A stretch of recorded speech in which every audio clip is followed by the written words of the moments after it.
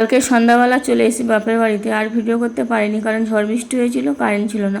আর এদিকে এই কাকা কাকিমা এসছে সকালবেলা, ওই যে জায়গা জমি কী সমস্যা, তো সেই আলোচনা করছিল বাবার সঙ্গে। আমি এদিকে ফ্রিজ থেকে সবজিগুলো বের করলাম, এখন সবজি কাটবো।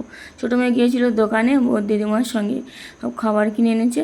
আর বোন গিয়েছিল পড়াতে, তো ও বললো দিদি তুই ওঠ, আমি সবজিটা কাটছি। এদিকে মৌসুমি মুড়ি ভাজতে গিয়েছিলো, দেখো 6 কিলো চালের মুড়ি পুরো 1 বস্তা হয়েছে, আর মুড়িগুলো কী সুন্দর ফুটেছে।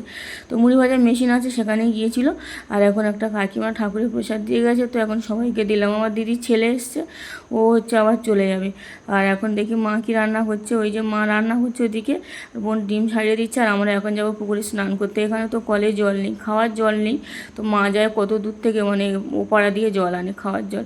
এই অনেকদিন পর পুকুরে স্নান করলাম, আর এই পুকুরে সবসময় স্নান করতাম ছোটোবেলায়। তারপর মা এই যে ভাত বেড়ে রেখেছিল, এখন খেয়ে নিচ্ছে। আর মেয়ে নাচ করেছে, তো মৌসুমি আমাকে এই যে দেখাচ্ছে।